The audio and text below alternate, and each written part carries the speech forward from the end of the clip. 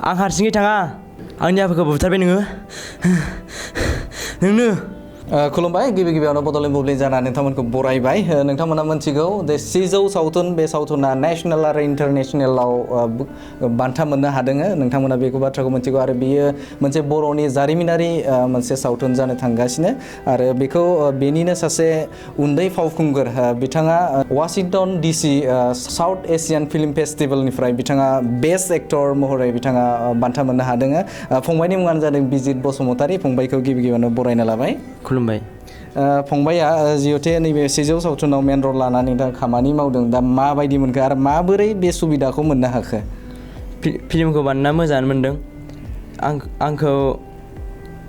माने स्कुलनिफ्राय सार अमरकास आरो जोंनि डिरेक्टर सार बिसारमोना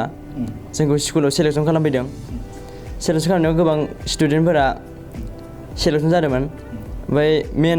मेन केरेक्टार हिसाबै बेलेग गुबुनासो जादोंमोन आरो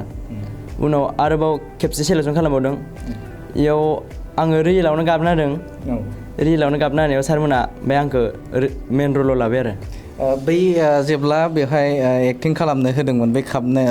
बै समाव गाबदोंमोन नोङो ओं रियेलावनो गाबदोंमोन नों ओरैनो गाबदोंमोन ना बेवहाय बे केरेक्टारावनो दंमोन बै समाव ओरैनो माबायावनो एक्टिं खालामनायावबो गाबदों ओमफ्राय इयाव बासिनायावबो सेलेक्सन खालामनायनि माबानायावबो गाबदों आरो दा बे रलाव मोननो हाबाय दा बर'फोरनि गेजेराव जिहेतु नैबे नेशनेल लेभेलाव इन्टारनेशनेल लेभेलाव बे बान्थाखौ नोंथाङा मोननो हाबाय माबायदि फिल खालामदों माबायदि गोजोननायखौ मोनदों जोबोर मोजां मोनदों दा सोरखौ बेखौ साबायखरखौ बावनो लुबैगोन नैबे समाव नोंथाङा जे बे बान्थाखौ मोननो हानानै गोजोननायखौ नोङो स्पेसियेलि सोरखौ साबायखर बावनो नागिरगोन जोंनि प्रडिउसार सार अमरकास आरो सार बिसालखौ साबायखर बावनो नागिरदों माबायदि मोननाय दे जिहेतु बेहाय फाव खालामनानै माबायदि मोननाय जे जिहेतु स्कुलनिफ्रायसो बेहाय फाव खालामनो थांबाय दा स्कुलनिफ्राय फाव खालामनो थांदोंब्ला दा बेहाय सिगाङावथ' बिदि ड्रामाफोरथ' लानाय गैयामोन लायाखैमोन दा बेहाय स्कुलनिफ्राय गिबियावनो बे सावथुनखौ 600 सावथुनखौ बानायबाय दा माबायदि मोनदों दा माबायदि फिल खालामदों बै समाव माबायदि जिहेतु एक्टिं खालामनाय आरो बेहाय रल खालामनाय बेहाय गोसोखौ माबायदि मोननाय फार्स्ट टाइम खालामनायाव जागोन जाया गिदोंमोन ओमफ्राय उनाव खालामलांबाय थानानै एडजास्ट जालांबाय आरो ओमफ्राय बै जिहेतु बुंनायफोर दङ रावफोर दङ दा बेहाय जागोन जाया बे मोनसे साननायफोर दंमोन नामा आरो गिनायफोर दंमोन नामा गिनाय दंमोन एसे दा बै बान्थाखौ दा नैबे 600 बेस्ट एक्टरखौ मोननो हाबाय दा बेहाय माबायदि मोनदों दे बे बान्थाखौ मोननानै मोजां मोनदों गोसोखौ जोबोर जिहेतु नोङो बे बान्थाखौ मोनबाय दा आइ आफानिफ्राय माबायदि सापर्ट दं बे सावथुन बानायनायाव सापर्टआ बिदि मोजाङैनो सापर्ट होदों आइ आफामोनाबो फार्स्ट टाइम गिबियावनो सावथुनखौ बानायनो थांनायाव माबाफोर हेंथा होदोंमोन नामा होआखै जेबो हेंथा होआखै मा थाखोआव फरायदों आं दा 10 थाखोआव फरायो दा जिहेतु अम प्रकाश सारा नोंथांखौ जे बे फावआव खालामनो नोंखौ लांबाय दा बेनि उनाव आरोबाव बेफोरबायदि अफार फैबावदों नामा सावथुन खालामनो फैनाया दा फैथ'वाखै बै सावथुनाव रल खालामनायाव एक्टिंनि जायखिजाया मोनसे बेहाय खालामनायनि केरेक्टारनि जेब्ला नोङो सावथुन खालामदों बै समाव डायलग बुंनो हागोन नामा आं हारसिङै थाङा बिदि डायलग दंमोन मोनसे आंनि आफाखौ बुथारबाय नोंनो बेफोरबायदि दंमोन आरो ने दंमोन दा बै माबाफोरखौ नोङो बेसेबां बैसोआव खालामनाय जादों बे सावथुनखौ जेब्ला नोङो सावथुन बे 600खौ खालामदोंमोन जिहेतु 600आ गोबां समनिफ्रायनो बे स्क्रिनिं गुबुन गुबुन जायगायाव जाबाय थादों आरो बेयो गोबाव समबो जाबाय दा बेहाय बेसेबां बैसोमोन बे समाव आं 12 इयार्समोन 12 इयार्स बे सावथुन बानायनायाव खस्थ' मोनगोन ना मोनाखै जिहेतु हाग्रा बंग्रा खालामनाय जादों बेहाय गिनायबो मोनगोन ना मोनाखैमोन गिनाया बिदि बारा गिनाय मोनाखै मोननायालाय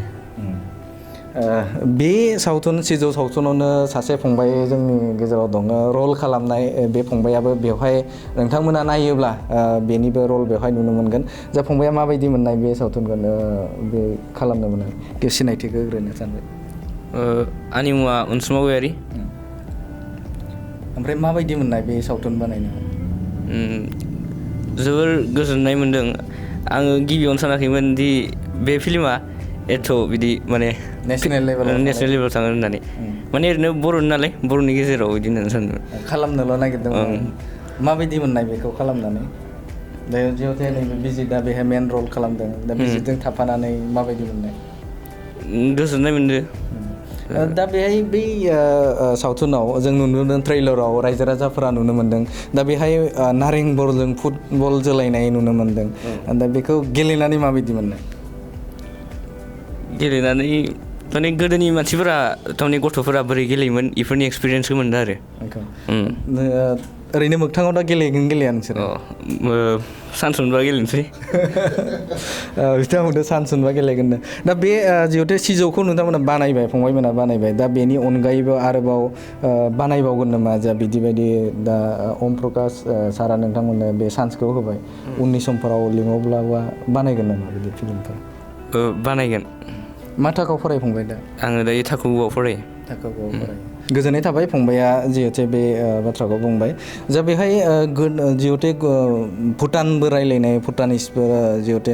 भिलेन बायदि रल गोबाङानो खालामदों बेहाय जे अम प्रकाश सारमोनाबो भिलेननि बे रल लादों दा बेहाय बिसोरो फैयोब्ला भुटानिसफोर फैयोब्ला नोंसिनि केरेक्टारा बोरैहाय जायोमोन माबायदि जायोमोन माबायदि खालामनो थाखाय होयोमोन जोंखौ माने भुटान फैबा माने गिनानै थाखुमानो होयोमोन आरो गिनानै थाखुमानो होयोमोन माने भुटानिसफोरा माने माबाबाथाय नुबाथाय इदि हमगोन माबागोन इदि होननानै थाखुमानो होयोमोन बेबायदि केरेक्टार नोंथांमोना खालामोमोन दा बेहाय जिहेतु बेहाय भुटानिसफोरबो रायज्लायनाय बेहाय जायोमोन ना बेहाय भुटानिसफोर लोगोफोर मोन्दोंमोन नामा बे सावथुन खालामनायाव सासे दंमोन माबा टेनजिं नामनि सासे मोन्दों रायज्लायनो रोंगोन ना रोङा नों भुटानिस जायखिजाया सोदोब ओहो इ मानसिजों हिन्दीसो रायज्लायदोंमोन जोङो हिन्दी रायज्लायदों ओं दा बे सावथुनखौ जिहेतु रायजो राजाफोरा नायनो थाखाय हांखुर जानानै दङ दा बे समाव मा बुंगोन जे नोंथ' जिहेतु बे एक्टिंखौ खालामबाय आरो बे बान्थाखौ मोननो हाबाय दा रायजो राजाफोरखौ नायनो खावलायगोन नामा बे समाव रायजो राजाफोरा नायफैदो आंनि मथेबा फिल्मा मोजाङैनो जागोन आसा खालामो रायजोफोरा फिल्मखौ नायफैदो बेनोमोन जे नैबे सिजौ सावथुन बे सावथुननि फावखुंगुर बेस्ट एक्टर बान्था बिथाङा मोननो हानाय Washington DC South Asian film फेस्टिभेलनिफ्राय बिथाङा बेस्ट एक्टर मोननो हादों थारैनो बर' माहारिनि थाखाय बर' रायजो राजानि थाखाय बेयो जोबोदनो गोग्गाथाव मानोना नेसनेल इन्टारनेसनेल लेभेलाव बेफोरबायदि बान्था मोननो हानाया जोंनि बर'फोरनि थाखाय जोबोदनो गोग्गाथाव बे समाव फंबायमोन सानैजों सावरायबाय आरो फंबायमोननिफ्राय गोबां बाथ्राखौनो मोनथिना लाबाय नैबे समाव बड'लेण्ड बुब्लिनि गेजेरजों नोंथांमोननो बेखिनियाव बिथांमोनजों सावरायनाय बाथ्राखौ दिन्थिबाय गोजोन्थों বাইক চালকৰ বাবে সুখবৰ কোকৰাঝাৰৰ GD ৰোডৰ এক্সিছ বেংকৰ কাষত দাওহাৰু অটো এজেন্সিয়ে দিছে ভাল খবৰ দাওহাৰু অটো এজেন্সিত উপলব্ধ ধামাকা স্পেচিয়েল অফাৰ অতি কম খৰচত বাজাজৰ কেইবাটাও মডেলৰ বাইক ফাইনেন্সত লাভ কৰিব দাওহাৰু অটো এজেন্সিত বাইক লোৱাৰ সপোন পূৰণ কৰাৰ সুবৰ্ণ সুযোগ লাভ কৰিব দাওহাৰু অটো এজেন্সিত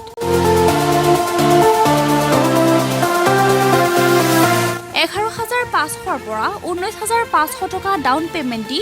বাজাজৰ পালচাৰ প্লেটিনাৰ লগতে অন্যান্য মডেলৰ বাইক সহ ফ্ৰী হেলমেট লাভ কৰি দাওহাৰু অটো এজেন্সিত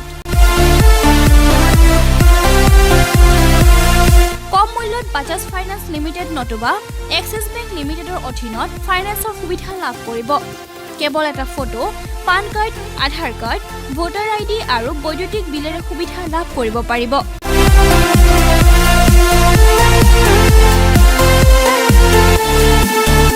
সবিশেষৰ বাবে যোগাযোগ কৰক 8473883986 অথবা 0366127050 অথবা 9957644326 নম্বৰত